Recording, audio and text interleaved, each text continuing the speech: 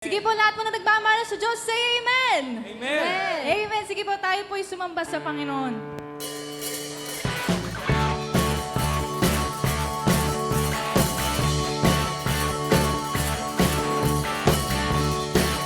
Wala kaming ibang Diyos na pupurihin, Panginoon, ikaw lamang. Let's sing! Walang ibang sasambahin, walang ibang mamahalin, walang ibang pupurihin, tanging ikaw, Panginoon. Walang ibang sasambahin, walang ibang mamahalin, walang ibang pupurihin, tanging ikaw,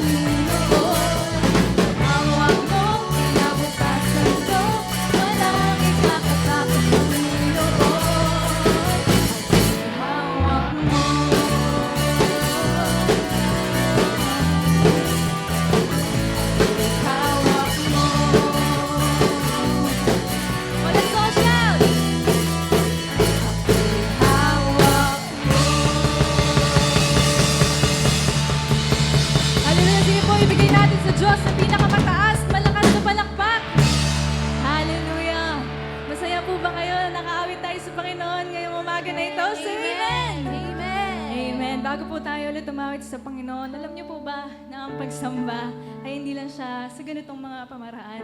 Yung umaawit tayo, yung ganitong praise and worship, pero it's our one way din para makakonect sa Panginoon. Amen. And ngayon po, gusto ng Diyos na marinig yung ating mga boses. It doesn't matter kung mahina o malakas. Nasa tono man o hindi, ang mahalaga is nanggagaling lahat sa puso natin. Amen. Sige po, let's open our hearts sa Panginoon. Sabihin natin sa Diyos ang lahat ng gusto nating sabihin sa Kanya. Dakilang Diyos, Panginoon,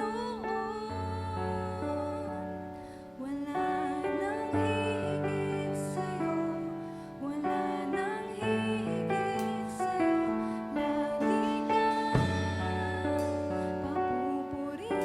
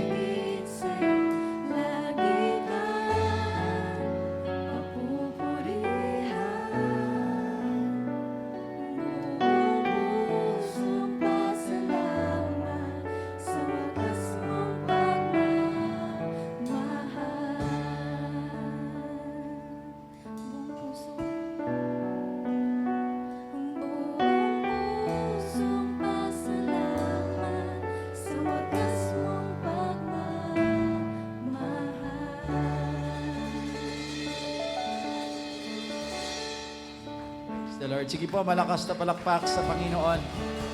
Hallelujah, hallelujah. Hallelujah.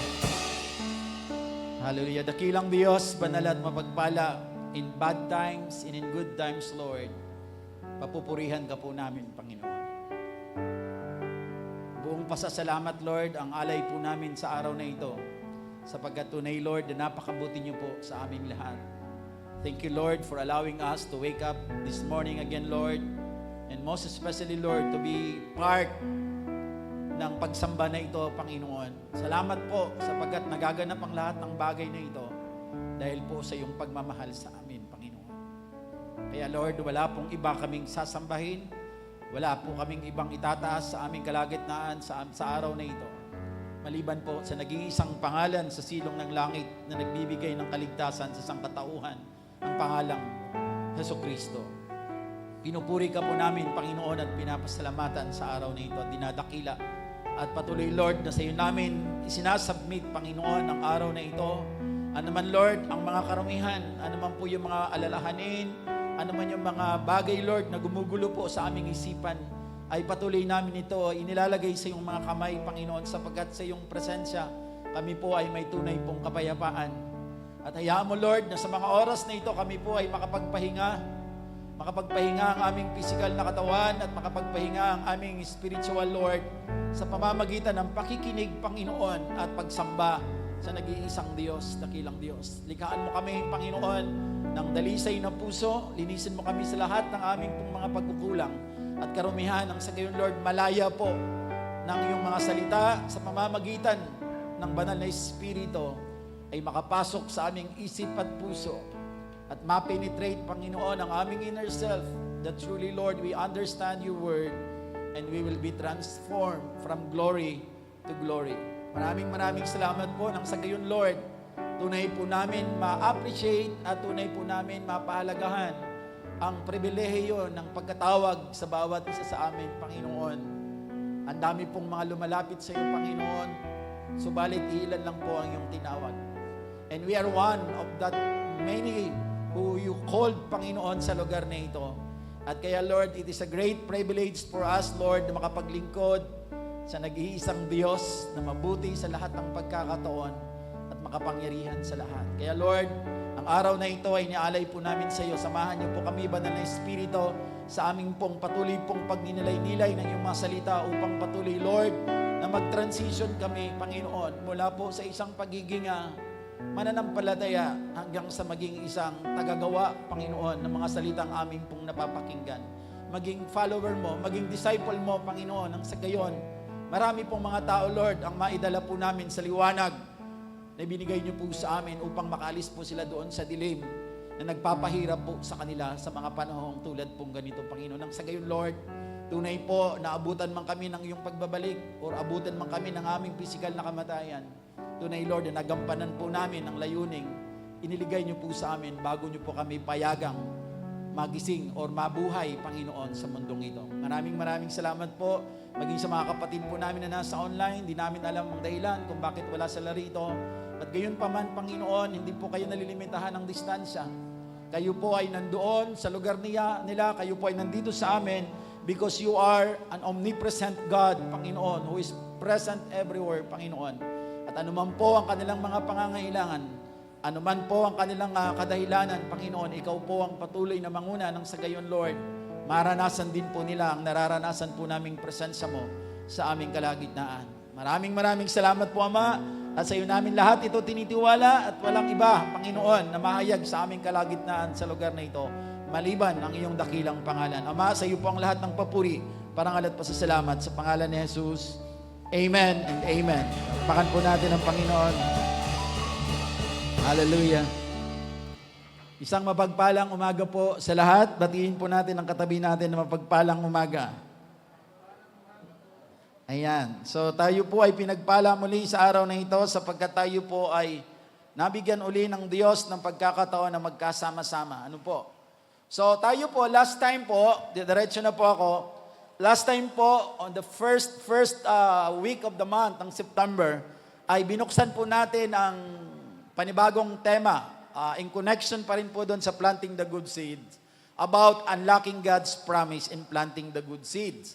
So, nakita po natin last time, just to recap po, para po doon sa mga kapatid po natin, para masundan po natin yung panibago pong topic po or karugtong po na topic po ng tema po na ito. Kasi pag-uusapan po natin ito for almost 3 months and 2 weeks.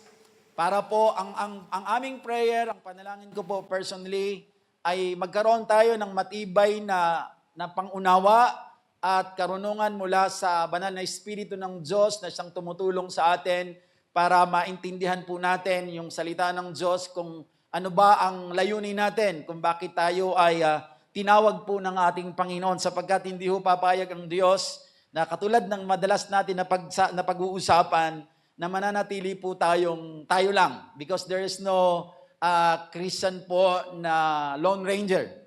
So lahat po tayo ay binigyan ng Diyos ng responsibility na maging isa sa kanyang mga katiwala sa mga kaluluwa ng tao na dinadala din ng Diyos sa bawat isa po sa atin sa bulwagang ito. Kaya po, napag-usapan po natin last time na ang Diyos po ay nangako at hindi lamang po siya nangako, siya rin po ay nanumpa sa ating pong amang Abraham nung siya po ay magbigay po or mag-offer ng kanyang buto, which is in the life of Isaac when God instructed him na dalhin si Isaac para ialay sa kanya. And because of that, napatunayan ng Diyos that Abraham is faithful.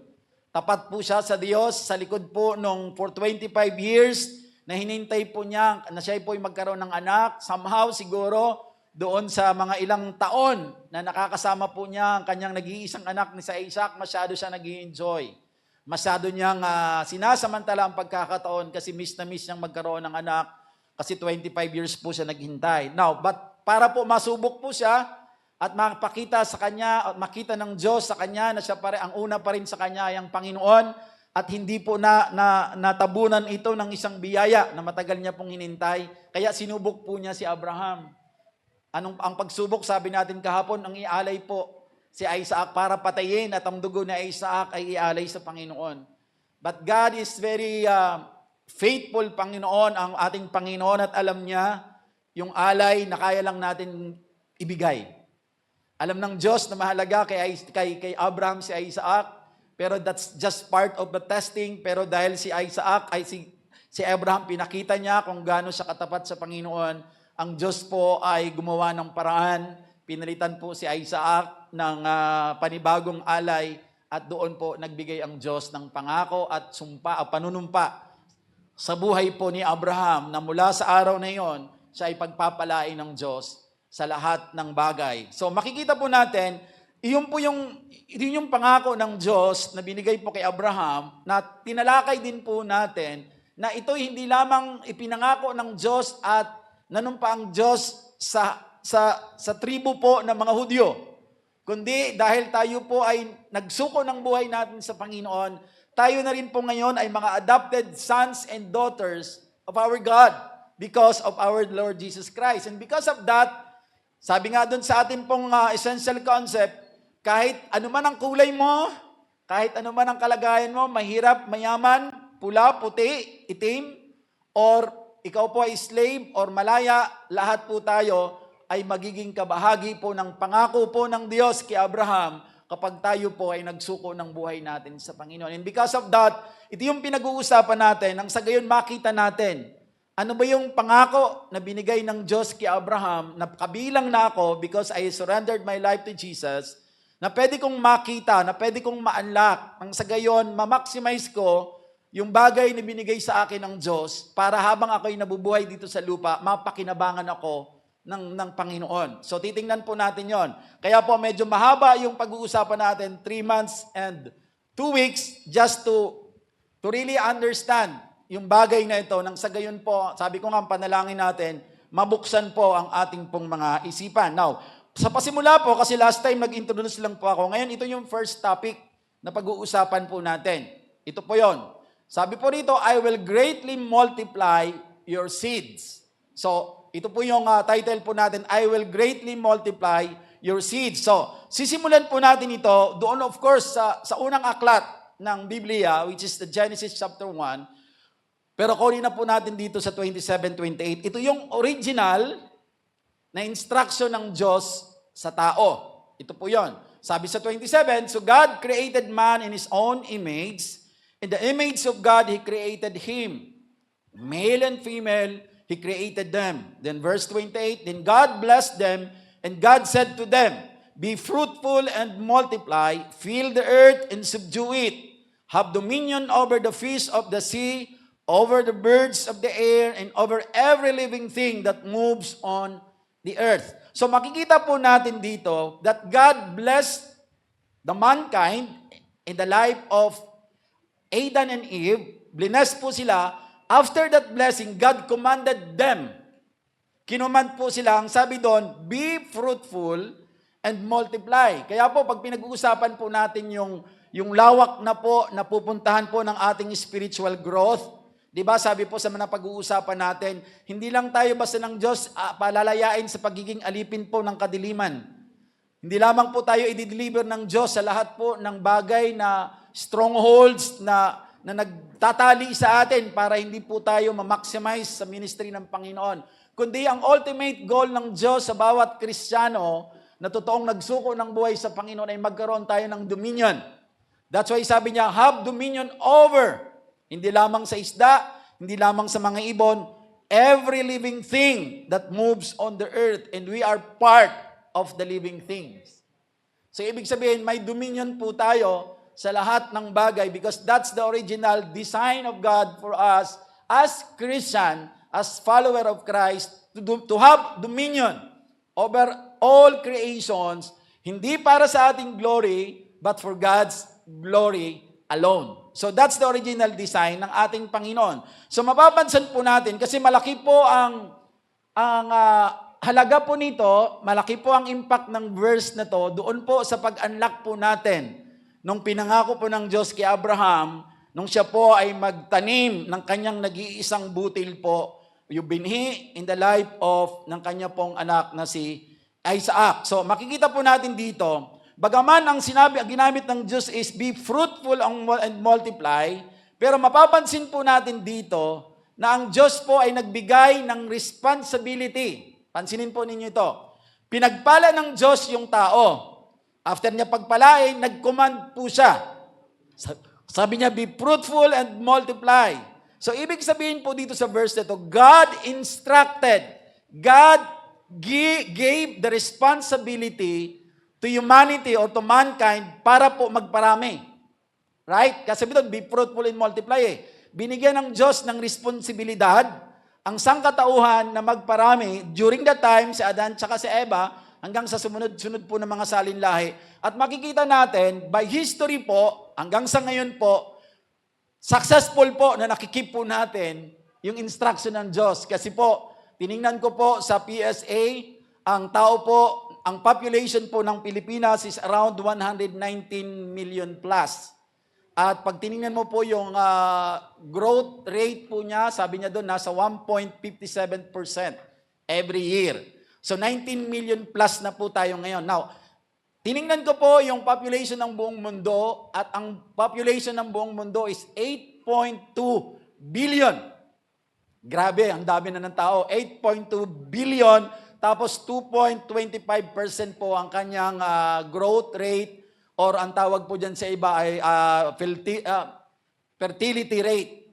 Ganun po ang nangyayari. So makikita natin, by knowing that number of people na mayroon na po ang mundo natin, talagang very fruitful and nagmo-multiply pala talaga tayo, keeping the command of God that given to Adam and Eve. So nagagawa po natin ang lahat ng yon. Kaya lang, ang instruction po ng Diyos, tatandaan natin, ay hindi lamang po patungkol sa pagpaparami po ng tao. Alam po natin na ang pagtitingnan natin ng Bible, ang Old Testament po is karamihan sa kanya, aside from mga instructions, ay mga propesiya sa magaganap po sa panahon po natin ngayon. Propesiya nung pagbaba po ng ating Panginoon bilang nag-iisang anak ng Diyos para iligtas po tayo. So this is in preparation. So ibig sabihin, ang pinag-uusapan natin dito ay hindi lamang about na punuin natin ang mundo ng tao, kundi it's all about yung mga tao po na magkakaroon po ng relasyon sa Diyos, ang tawag doon, building up the temple of God. Kasi templo po tayo ng Diyos. So, yun po yung direction po nito. Ang nagiging problema, nakikip po natin magparami. Pero ang tanong, napaparami din kaya natin yung mga tao na sinasabi natin, we are building the temple of God. So yun po yun. Kaya kung babalikan po natin yung nakaraan para magkaroon yung unang verse natin, which is our verse, mayroon siyang comparison pero mayroon siyang huge difference. Pansinin po natin para makita lang po natin, ang gusto ko pong i-lay down po dito sa inyo as one of parang concept and understanding po kung paano tayo makakapag-transition at ano yung magiging bahagi natin para po tayo po at ano yung gagawin natin para tayo po ay hindi po manatiling tagapakinig, mananampalataya, kundi tayo po ay magiging tagasunod at tagapagdala talaga ng kaluluwa para kay Kristo. At mag-aalaga po. Discipleship making in short. Balikan po natin to yung Genesis 20:15-18, which is our theme verse po. Sabi rito, "And the angel of the Lord called unto Abraham out of heaven the second time, and said, By myself have I sworn, saith the Lord, for because thou hast done this thing, and hast not withheld thy son, thine only son, that in blessing I will bless thee, and in multiplying I will multiply thee, thy seed as the stars of heaven, and as the sand which is upon the seashore, and thy seed shall possess the gate of his enemies, and in thy seed shall all the nations of the earth be blessed, because thou hast obeyed my voice." Dito naman po sa Genesis 1:27 na binasa ko na po sa inyo kanina, ano po yung pagkakaiba po nila? Dito po sa Genesis 22, makikita natin dito, kasi ang pag-uusapan natin, it's all about multiplication. It's all about increase. Dito sa Genesis chapter 22, ang Diyos po ang gumagawa, or ang Diyos po wala siyang instruction. Basta siya po ang nagpapala. Siya ang naggagawa ng increase. Siya ang nagmo-multiply. Ibig sabihin, the multiplying process here is, ang gumagawa ay ang ating Panginoon. Walang counterpart yung tao. Kaya lang po nagkaroon ng multiplication because sumunod yung tao sa inutos ng Diyos. Pero makikita natin dito, ang multiplication is in the hands of God alone. But if you're going to look at Genesis chapter 1, verse 27-28, para po makonect natin siya, kasi baka sabihin po natin, lahat na lang ang Diyos ang gagawa. So, ang original na instruction sa atin ng Diyos, makikita dito, pinagpala talaga tayo ng Diyos. Sabi niya, God said to them, at sabi, God blessed them. But the instruction is, be fruitful and multiply. So, ibig sabihin, in this case, tayo po yung binigyan ng responsibility na magparami. Tama? Magparami. Pero dito, ang Diyos po ang nagsabi, pararamihin ko. You get the point? So, yun yun. So, para po matawid po natin to, kasi ang malaking tanong na kailangan natin tanongin sa sarili po natin, bakit kaya hindi ako lumalago? Tingnan mo ang katabi mo. Sabihin mo, bakit hindi ka nagmo-multiply? May sagot ba siya? Ito yung tanong na sasagutin po natin throughout this 3.5 months. Ano ang reasons why Christian did not multiply? But in fact, yung design ng Diyos sa atin, pararamihin niya tayo. Yun yung pangako niya. Now, para po makagkaroon tayo ng idea, bago ko ipasok po yung introductory answer po dito po, why are Christian not multiplying? Kasi ito yung sasagutin natin eh. Ito yung sasagutin po natin para po makatawid nga po talaga tayo. Ano ba talaga ang kulang? Ano ba talaga ang problema? Bakit hindi dumadami ang mga tao na naglilingkod sa Panginoon? So makikita po natin, ito yung matinding or challenging question na pwede natin ilagay, bakit sa buong mundo, maraming simbahan ang hindi nagkakaroon po. Christian, the Christian church. Maraming Christian churches sa buong mundo na hindi nagkakaroon ng significant numbers of increase. Di ba, sinabi ko na po sa inyo, pag sinabi natin significant, hindi po tayo nag-i-increase ng 1, 2, 3. Kung 80 ka hanggang 100 yung average mo, at least 50% of that, masasabi po natin dyan ay significant increase po yun. So, kaya ang tanong, bakit kaya may ganon? Kasi dumadami naman somehow. Pag tinignan mo ang ating congregation, somehow. Dumadami tayo. But the question is that significant enough? No. Because sabi natin sa ating pong tema for this entire year, that the kingdom of God knows no bound. So walang boundary. So ibig sabihin, sky is the limit nga, ang sabi ko, kung gusto natin magparami. But of course, slowly but surely, kasi hindi tayo pwedeng magparami nang dahil lang gusto natin dumami. Kailangan may quality yung pagdami natin. Kailangan mayroon tayong order sa pagdami natin. Nang sa gayon, hindi natin mabuyo. Yung mga tao na pinapadala sa atin dito ng Panginoon, hindi mabuyo because mabibigyan natin sila ng attention, maaalagaan natin sila hanggang makatawid din po sila, katulad ng pagtawid po natin, katulad ng ginawa sa atin na inalagaan tayo hanggang sa makarating tayo sa estado na kaya na natin tumayo sapagkat matibay na ang pananampalataya natin. At hindi na tayo bitbitin po ng mga leaders, kundi tayo na po ay nagiging kabahagi.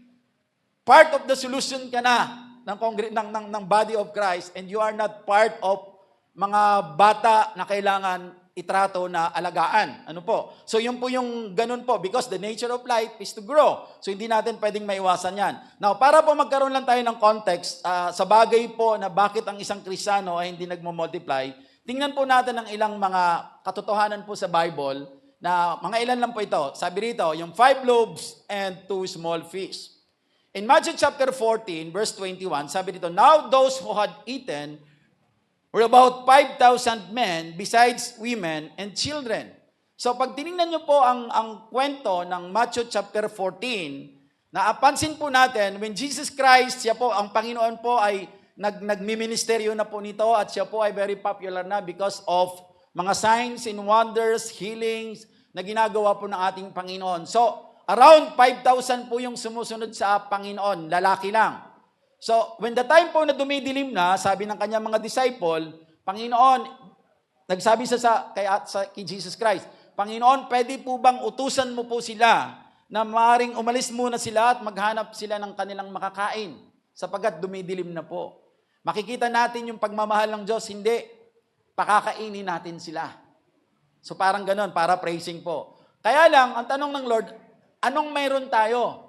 So, mayroong little boy there, na nag-offer po. Pansinin niyo, nag-offer po siya na mayroon ako ditong 5 loaves at mayroon ako 2 small fish.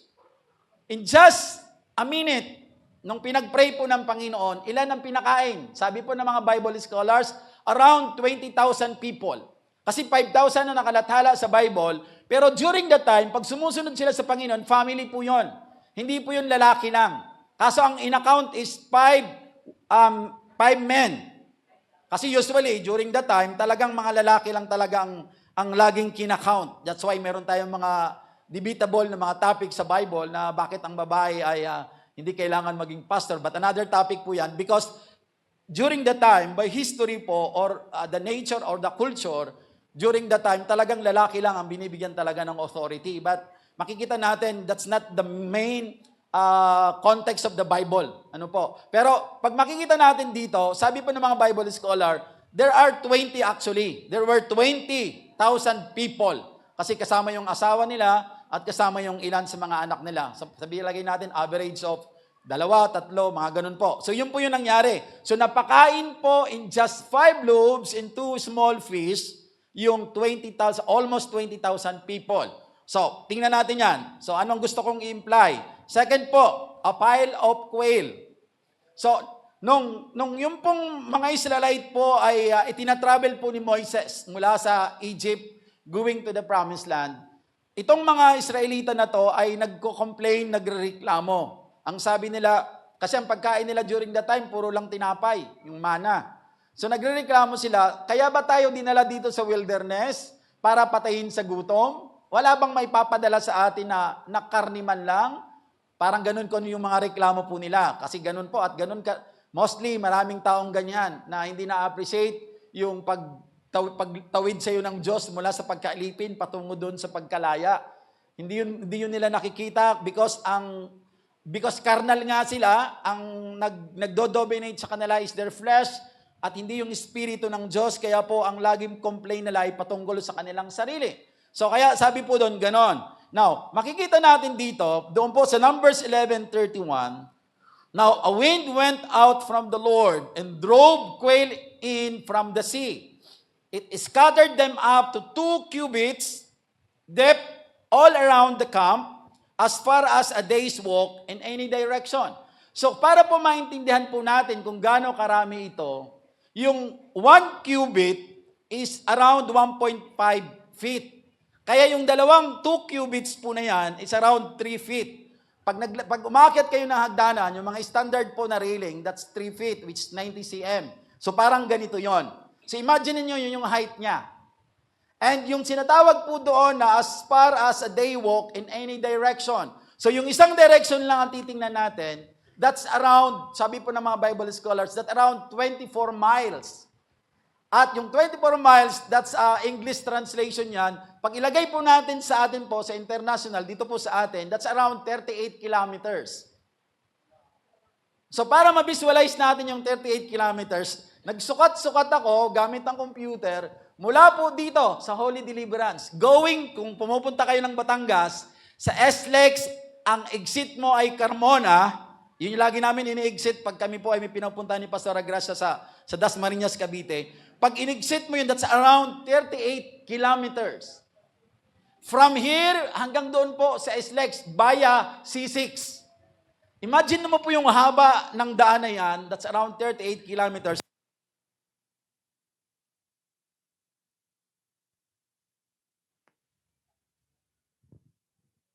cm po. Imagine, isang direction pa lang yon. Kasi sabi doon, as far as a day's walk in any direction, makikita mo kung gaano karaming quail. Nakita niyo yung pugo na yung dami nila. Sobrang dami. So ano po, bakit nangyari yon? That is not a blessing. Hindi yung blessing. Dahil po sa frustration ng Diyos, sa pag-doubt ng kanyang tao, ng kanyang mga pinili, sa pag-doubt nila, by demonstration His power. This is not a blessing kasi masama ang loob ng Diyos. Nagagalit siya, bakit ang mga tao pinagdududahan ang kanyang kapangyarihan? Not out of blessing, but out of His dominion, out of His superpower, out of His power. Ginawa niya yon. Because He is a sovereign God. Lahat ng gusto niyang gawin, kaya niyang gawin at walang pwedeng pumigil. Out of His power, pinakita niya that I can and I am able to multiply. Nakita niyo? So, nag-multiply. So, pag ang tanong, may problema ba sa Diyos? Hindi ba siya able to multiply? No. Ito ay mga proof that God can multiply even a single second. He can multiply whatever He desires to multiply. Nakuha nyo? Kaya lang ang tanong, why are Christians not multiplying? So, para po silyuhan natin, diretso pa natin, doon sa pinangako po ng Panginoon kay Abraham, stars in the heaven and sun in the seashore. Sabi doon, that in blessing I will bless thee, and in multiplying I will multiply thy seed as the stars of the heaven, and as the sun which is upon the seashore, and thy seed shall possess the gate of his enemies. Mayroon po ako itong study na ipapakita po sa inyo. Itong study po na ito was conducted in the year 2003 by Australian National University. Ito yung mga Australian astronomers. Sila po yung nag-aaral po patungkol po sa mga stars. At ito po yung na-discover nila. Sabi nila, released in 2003, said that they did a calculation to determine the number of stars in the known universe. They came up with 70 sextillions kasi ang hirap na nito, hanggang billion, trillion lang tayo. So sabi niya dito, number 7, followed by 22 zeros. Imagine niyo kung gaano kadaming stars in the universe. So, ganun po kadami. Ang promise ng Lord, I will bless you kung gaano karaming stars in the heaven and seashore, yung sun in the seashore, ganun ko pararamihin. Pero alam niyo po ba, na ang sun in the seashore, sabi nila ito yon. To give you something earthly to compare this number with, there are about 10 times as many stars as there are grains of sand on all the world beaches and the desert. So makikita natin, hanapin mo na lahat ng mga karagatan or mga buhangin dito po sa buong mundo. 10 times ang dami ng stars as compared to the sun in the seashores. Nakita nyo kung gaano karami ang gustong gawin ng Diyos? At sa kanilang patuloy na pag-aaral, because the measurement na ginagawa po nila, alam natin that we cannot measure talaga pag susukatin natin ang ginawa ng Panginoon because that's incompressible. Kaya mayroon pong paalala ang Bible sa atin na hindi natin talaga maaarok lahat. Yung bagay na hindi natin naintindihan at wala talagang explanation, put it in the hands of God. And just continue to trust Him. So, sa pag-aaral nila, kasi ang measurement po na ginagawa pala nila, depende lang po dun sa liwanag. So, yung masyadong maliwanag, yun po yung na-account nila na around 70 sextillions. Kasi yun lang yung kayang i-recognize ng measurement ng kanilang gamit po na technology. Kaya sabi doon ng mga astronomers, ang kanilang conclusion, according to the astronomers, the true number could actually be infinite. You see? Infinite. Anong ibig sabihin nito sa atin? This is the kind of multiplication that God is able to do. Question again, bakit ang Kristiyano hindi nagmo-multiply? Knowing the fact that we surrender our life to Jesus and He is now our God. And the God that we are talking right now, nag-multiply ng different situation and events na nagpapakita that He is the ultimate God, that He can multiply infinitely. Limitless. Sky is the limit. That's why sabi niya, my kingdom knows no bound. Pero bakit ang mga Kristiyano na nagsabi na nagsuko ng buhay niya sa Panginoon, hindi nagmo-multiply? What's the big problem? Ano ang problema doon? Kung ang Diyos na tinitingala mo, na ang Diyos na pinaglilingkuran mo, is very much able to multiply unlimited, why you as Christian is not multiplying? Wala itong pinagkaiba doon sa mga bukang bibig po natin na bakit na sinasabi po natin, which is I always rebuke na pag pastor ka, mahirap ka. I don't think so because I am preaching the powerful God, the God who is good all the time, the owner of the universe, unlimited at hindi mo pwedeng sukatin ang kanyang kagandahang loob at pagmamahal sa atin. Ba't niya papayagan kung ikaw ay matapat na naglilingkod sa Diyos ay nang mamalimos ka? Si David na nga nagsabi sa Psalms, wala siyang nakita mula nung bata siya hanggang sa tumanda siya na taong nagtapat sa Diyos na nagiging hampas lupa or na malimos. So mga patunay po yun. Kaya ang tanong ngayon, saan may problema? Saan may problema?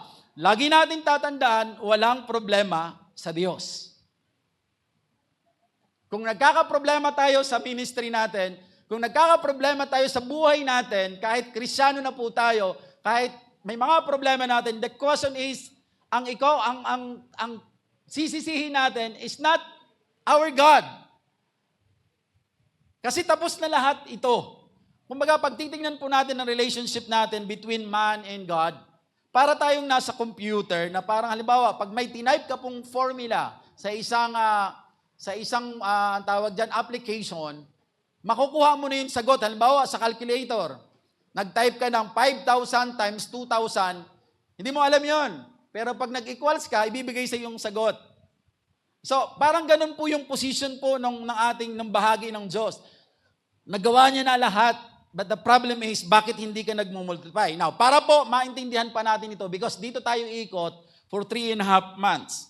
Man's part versus God's part. Okay? So, para maintindihan po natin, again, sabi ko po, hindi po nagkukulang ang Diyos.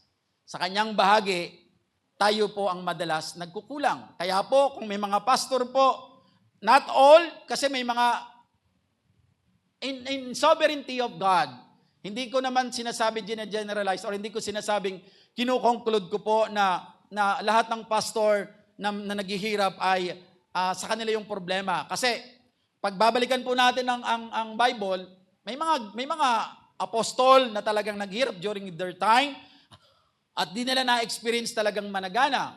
Because yun yung bagay na maaring disenyo sa kanila ng Diyos. Pero generally speaking, pag ikaw po ay malalim na naglilingkod po sa Diyos at nagagawa mo ang mga bagay na pinapagawa sa iyo ng Diyos, in that obedience, there is always blessing. There is always miracle. So kaya po, it is impossible. So, kaya po makikita natin yung man's part and versus God's part dito. Para po maintindihan po natin ito, puntahan po natin yung sinulat po ni Paul sa 1 Corinthians 3:6. Sabi niya rito, I planted, Apollos watered, but God gave the increase. Paulit-ulit na natin nababasa ito, pero hindi natin siya, alam mo, ito yung kagandahan sa Diyos. Kaya sabi po ng mga great men of God na mga nababasa ko, as you continue to dig deeper about the mystery of God's love and faithfulness, with an intention because you want to really know God, not just to have an stock knowledge to debate the belief of other people. That's not your intention. Because the very intention na ini-instruct sa atin ng banal na Espiritu, kapag nagbabasa tayo ng Bible, of course, to defend our faith, which is the full gospel. And second, para po lumalim ang pagkakilala natin sa Panginoon. Kasi pag lumalim ang pagkakilala natin sa Panginoon, doon tayo makakapag-function well. Kasi nalalaman natin kung anong nagpapasaya sa Kanya, anong nagbibigay sa Kanya ng kalungkutan.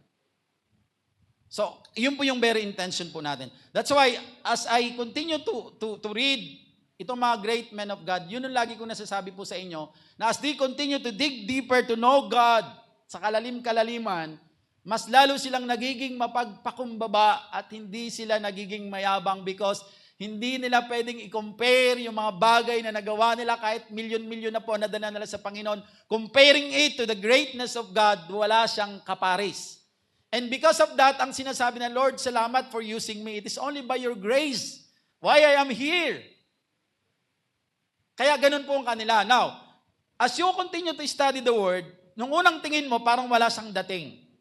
Pero as you go along, magkakaroon siya ng implication, magkakaroon siya ng mas malalim na kahulugan pertaining doon or alignment doon sa gusto ng Diyos mangyari sa iyo.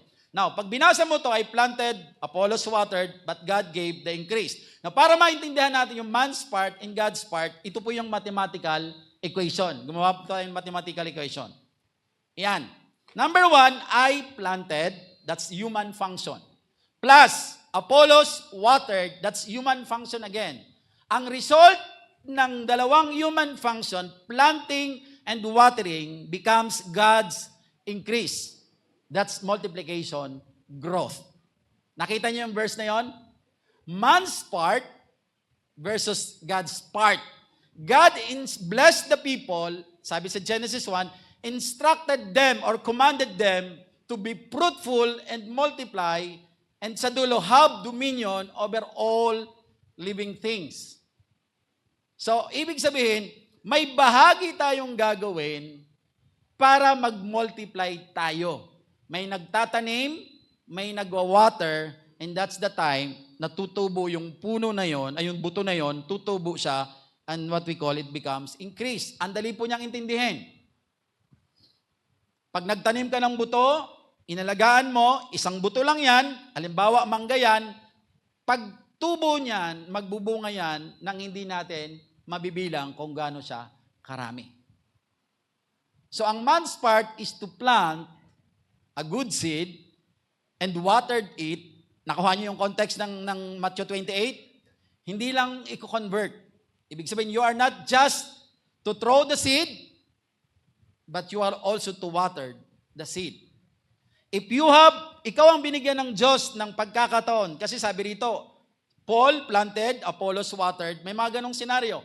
Pero in our case, yung maiksi lang po o yung maliit lang po na context, pag ikaw po yung ginamit ng Diyos magdala ng tao papunta sa Panginoon because you are the one who planted the seed, siguro naman, ikaw na rin yung may karapatan or ikaw na rin ang binigyan ng Diyos ng responsibility na tubigan siya. I mean, i-disciple siya. I-proseso siya. By way of praying, panalangin natin siya, follow up natin siya. So, wina-water natin siya until such time na po tumubo na yung butil ng pananampalataya na nilagay sa kanya ng Panginoon hanggang sa maging tulad mo na ang ginagawa na rin ay magdala ng tao at mag-alaga ng tao pabalik sa Panginoon.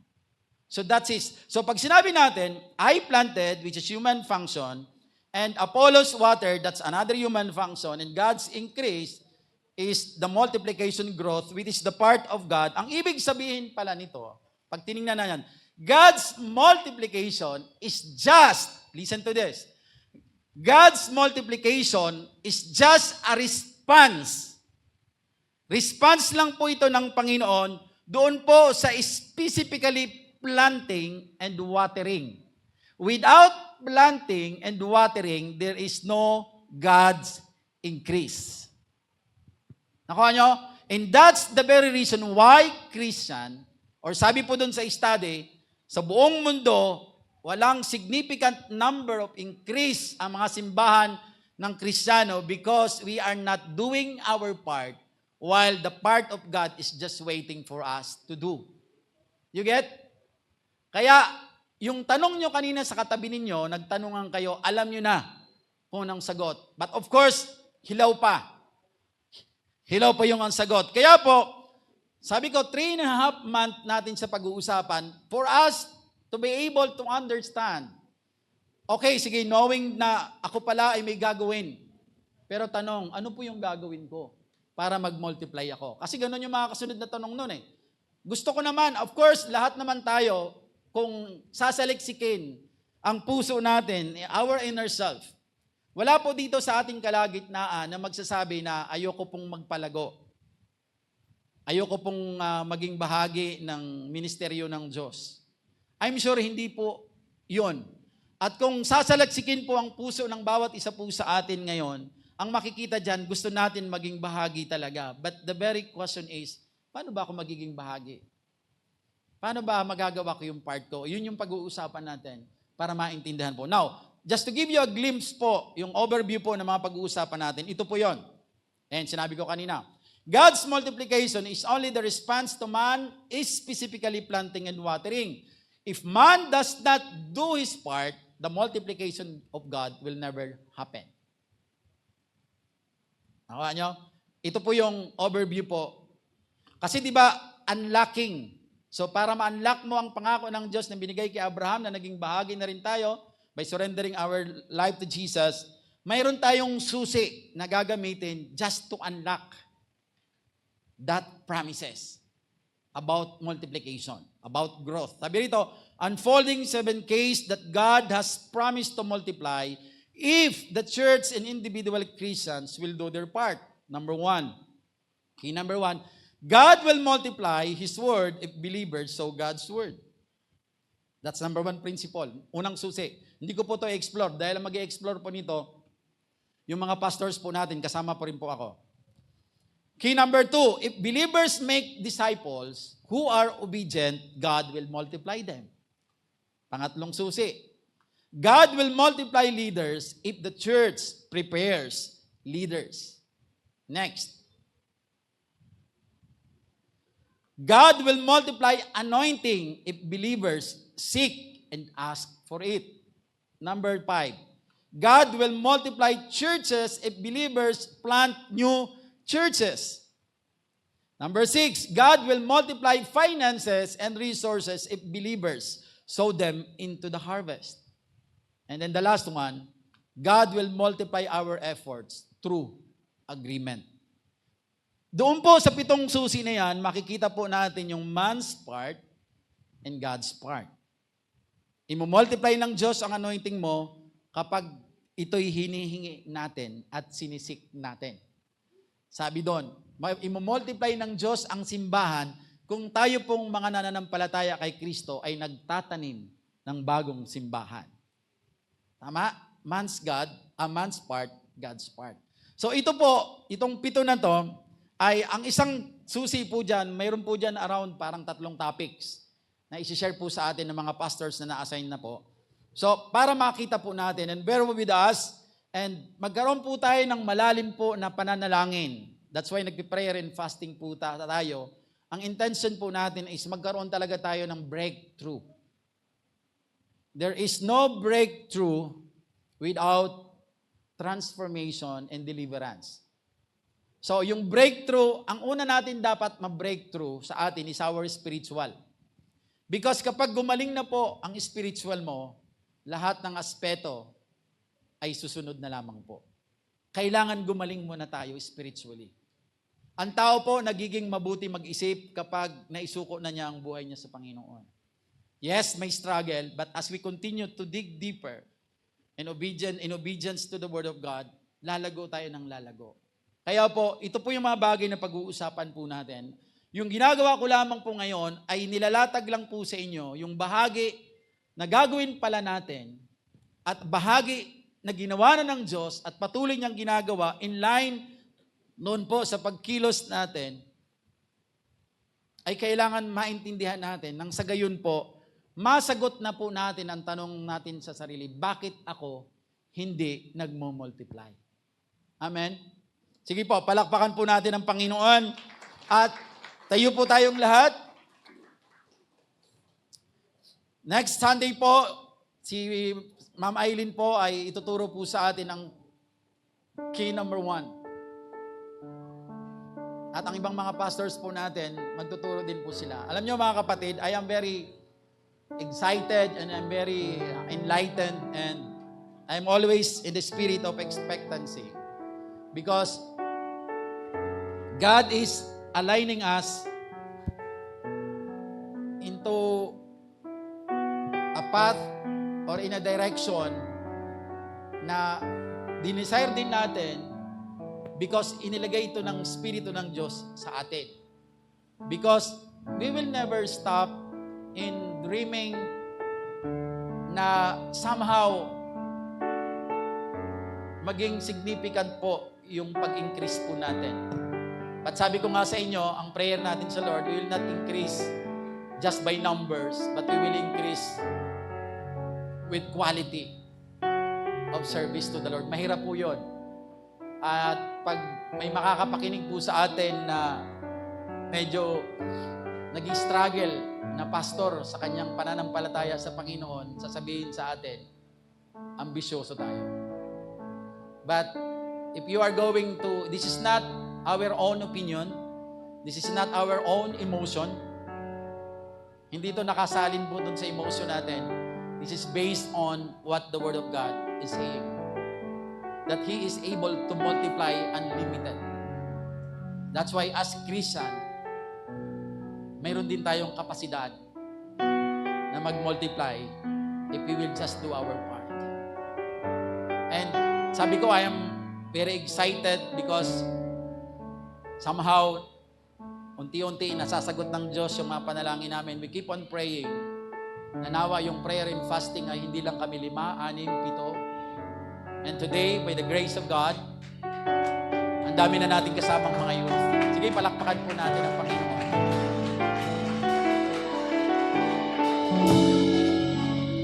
We will always celebrate small success because walang malaking success without celebrating the small success. And salamat sa Diyos dahil may mga tao po na hinihipo ang Diyos to be part of the ministry para ma-fulfill ang mission ng Diyos sa simbahan. It is not, hindi ito dahil kapritsyo lang natin. It is the heart of God that to bring all people into repentance and not to perish. Kaya po, palalimin natin yung love and compassion po natin, yung passionate love for God and love and compassion for others. Palalimin po natin yon because doon umiikot yung relationship natin sa Lord. And when you are doing the best, sabi nga ng isang tao po na nakausap ko, actually di ko siya nakausap, pero pag may naririnig kasi ako ng mga kataga na tumataging-ting sa tainga ko, tinatandaan ko po eh. Because I know it will help for me, makakatulong sa akin yan. Alam niyo po, sabi niya, which is nakasalin sa Colossians 3:23. Kapag may mga ginagawa ka, ano man tong ginagawa mo, at ginagawa mo yung best mo, that's a form of worship to God. Oo nga, no, sabi ko. That's what the Word of God is saying. Colossians chapter 3:23, 1 Corinthians chapter 10, verse 13. Ganun yun. Kaya po, yamang nandito na po tayo sa ubasan ng Diyos, bigyan na natin ang best natin. Lagi niyong tatandaan, hindi po egomaniac ang Diyos na ang gusto niya, siya na lang lagi ang intindihin natin. Alam ng Diyos kung ano yung mga pangangailangan natin. Hindi niya nanakawin sa'yo or aagawin sa'yo. Katulad ng mga nagsasalita na si Yahweh daw ay magnanakaw. That's blasphemy. Hindi nanakawin or kukunin ng Diyos ang trabaho ninyo. Kung inalis ka man ng Diyos sa trabaho mo in serving Him, because He has a greater plan than your job. Kasi yun yung lagay natin lagi sa isip natin. Kasi God is a sovereign God at kaya niyang gawin lahat ng bagay kapag nagiging masunurin tayo. Amen po. Alam ng Diyos kung anong para sa atin. What we are going to do is do our part. Palakpakan po natin ang Panginoon. At tayo po ay manalangin. Hallelujah. Dakilang Diyos, banal at mapagpala. Salamat po dahil patuloy nyo kaming inilalagay, Lord, sa isang sitwasyon na maunawaan po namin, Panginoon, ang lalim na nais nyo pong gawin sa bagay po na ipinagkatiwala nyo po sa amin, Panginoon. Una, yung aming pong kaligtasan na sa iyong grasya ay natanggap po namin. At kami po ay naniniwala, Lord, na sa patuloy po naming pagsunod sa mga instruction nyo po sa amin through the leading of the Holy Spirit. As we spend alone time with you, nangungusap po kayo sa amin. At alam namin, if we will just obey 100%, doon po sa mga instructions na binibigay niyo po sa amin, ay tunay po, Lord, na hindi magtatagal, makikita po namin ang significant impact nito. Hindi lamang sa aming buhay, maging sa lugar na kung saan po, sa community, na kung saan kami po ay nakakabilang, Panginoon.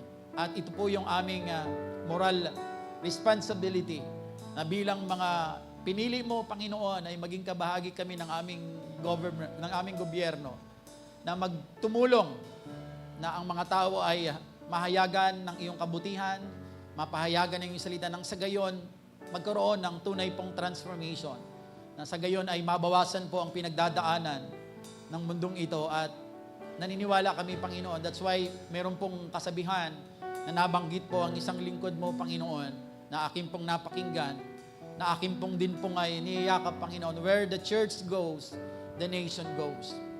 Kung saan patutungo ang iyong simbahang totoong sumasamba sa iyo, susunod po ang nation na mayroon dito. Sapagkat sabi sa iyong salita, Panginoon, blessed is the nation whose God is the Lord. At sabi mo pa rin sa iyong salita, if the righteous is in authority, the people rejoices. But if the wicked is in authority, the people mourn. Makikita po dito, Panginoon, sa mga bagay na to, na kapag gagawin po namin ang pagsunod na maingat sa iyong kalooban, katulad po ng pagsunod ng aming amang Abraham, immediately he responded sa iyo, Panginoon, when you called him at bigyan ng instruction without any hesitation and questioning, Panginoon, he followed you, and because of that, nalugod po kayo, and kinommend mo po siya as one of the faithful, Panginoon, sa mga karakter in the Bible, Panginoon. And because of that, Lord, nangako kayo at kami po na mga nakipag-isa kay Kristo ay nakasama sa mga pangakong ito, na hindi lang po ninyo pinangakuan, kundi kayo po ay nanumpa pa na gagawin nyo ang lahat ng bagay na ito. Kaya Lord, maraming salamat po. As we study this, Lord, we just continue to pray that the Holy Spirit will continue to intervene and give us wisdom, knowledge, and understanding. And even, Lord, not only the preachers, and even, Lord God, kami po na mga nakikinig, kung paano po nang nag-aral ng iyong salita na magtuturo nito ay naintindihan niya, ganun din po nawa ang pag-unawa na maunawaan po namin through the intervention of the Holy Spirit in our midst. Nang sa gayon, Panginoon, magkaroon po kami hindi lamang ng deliverance, kundi ng transformation and breakthrough in all aspects of our lives, Panginoon. Maraming salamat nang sa gayon mapatunayan po namin ng iyong salita ay totoong buhay at nagbabago ng buhay. Salamat, Ama, sa iyo namin lahat ito tinitiwala, at ngayon pa lamang, Lord, nagpapasalamat na po ako sa magandang bagay na gagawin niyo po sa ubasang ito habang kami po ay maingat na sumusunod sa iyong kalooban. Sa iyo po lamang ang lahat ng kapurihan, kaluwalhatian magpakailanman, sa pangalan ng aming nag-iisang Panginoon, ang Panginoong Hesukristo. Amen and amen. Tayo po'y manatiling tayo po'y manimawait sa Panginoon.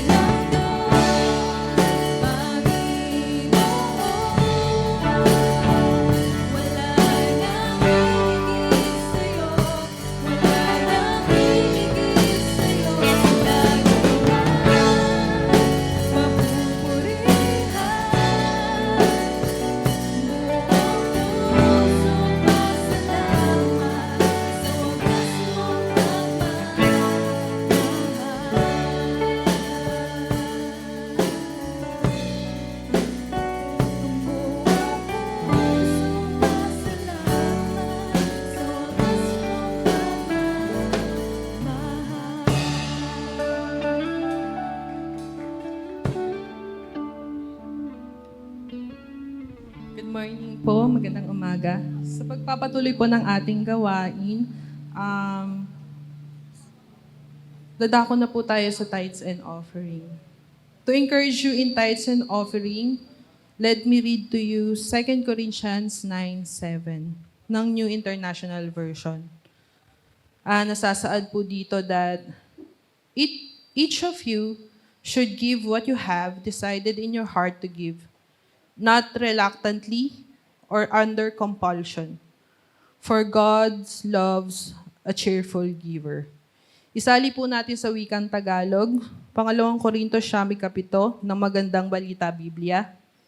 Ang bawat isa ay dapat magbigay ayon sa kanyang pasya, maluwag sa loob at hindi napipilitan lamang, sapagkat iniibig ng Diyos ang nagbibigay ng may kagalakan.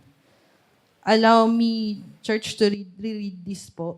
Ang bawat isa'y dapat magbigay ayon sa kanyang pasya, maluwag sa loob at hindi napipilitan lamang, sapagkat iniibig ng Diyos ang nagbibigay ng may kagalakan. So, ano pong ibig sabihin nito, no? Sa 2 Corinthians 9:7. Si Paul po is providing the Corinthian church with a universal biblical principle about giving to meet the needs of other biblical believers. May 2 points po ditong na-emphasize po. No? First po, God calls on every believers to decide in his or her heart and mind what to give or how much to give. They should then to follow through on that conviction or dapat nila pong sundin ang paniniwalang iyon. That number could be a set amount in a specific instance. It might be a percentage of one's income on a regular basis, but it should never be more than one has. Referring po dito yung na-share ko po last tithes and offerings sa 2 Corinthians 8:12. That it should be in proportion to what has been received. Ano po yung important point po dito? That it is an individual's choice or kaya po tayo nabigyan ng free will and a person's own relationship with God that it matters to God that a Christian giving will always be voluntarily. A gift of money or anything else is only called a gift when the giver is not obligated to hand it over. So, ang pangalawang punto po sa verse na ito is about giving is that God loves a cheerful giver. The opportunity to give to meet the needs of others should delight God's children. And when it does po, God delighted in them. Magpatuloy lang po tayo sa ating pagkakaupo at ating pong ipanalangin ang ating ibibigay na handog. Heavenly Father, thank you for the abundant generosity. As we give today, open our hearts to be more generous, reflecting your love. Bless these tithes and offerings this day to further your kingdom, and bless us, cheerful giver. We love you, Father, in Jesus' name. Amen. Maaari na po tayo magkaloob ng inyong handog po. Salamat.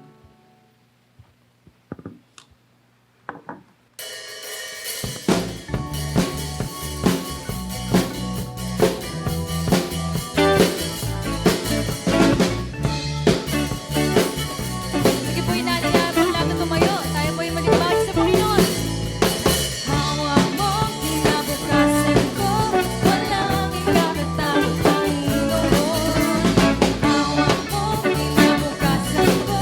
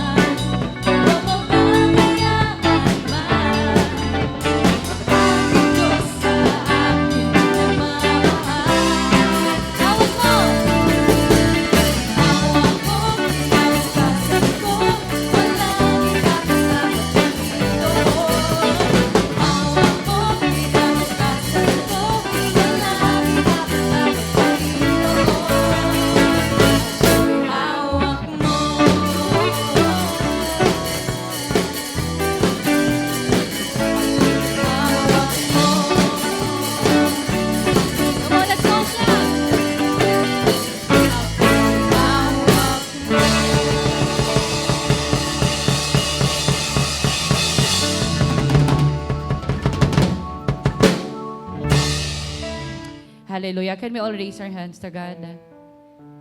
Hallelujah. Thank you, Lord. Thank you, Jesus. Thank you, Holy Spirit. Panginoon Diyos, nakikita mo, Panginoon, ang puso ng bawat isa sa amin. Lord, thank you so much, O God, for awakening us all, for encouraging us, Lord, to do our part. Lord, we know your part, O God, in our lives, and we just pray, Panginoong Jesus, na bilang mga tao, Panginoon, Lord, help us, O God, to do our part. Help us, O God, to win more souls. Help us, O God, to win our family, O God, for you. Help us, O God, to win our friends and even our relatives, O God, for you. Lord, bigyan mo ang bawat isa sa amin, Lord, na tamang-tapang, Panginoon Diyos, ng lakas ng loob, na kung paano ka namin nakilala, Panginoon, sa aming mga buhay, ay ganoon din naman kami ka-excited, Panginoon, na dalhin ang aming mga pamilya pabalik sa iyo. Lord, wag mo kami hayaan na matatakot kami sa oras, Lord, that we are to share your word. Give us excitement, give us the right courage, give us love, O God, and sharing, O God, the good news, O God, to our family, friends, and relatives. Lord, sa oras na to, bigyan nyo kami, Panginoong Jesus, ng kalakasan. We pray, O God, that you renew our strength, O God, every day. And we pray, Panginoon, na patuloy, Lord, na lumalim ang relasyon ng bawat isa, Panginoon Diyos, sa iyo. Lord, nawa yung prayer life namin, talagang ma-prioritize namin ito. And we pray, Panginoon, na gaano man kami ka-busy, hindi kami, Lord, makakalimot na magbasa ng iyong salita. Because your word, this is, Lord, your instructions, O God, to us. Ito, Lord, yung mga mensahe mo na gagawin namin sa buong maghapon. Ito ang magsiset sa amin kung ano yung dapat naming gawin, kung ano yung dapat na maging mga ugali namin buong maghapon. Dahil kami po ay nakipag-usap sa iyo, na basa namin ang iyong salita, you have reminded us, O God, of the things that we need to do.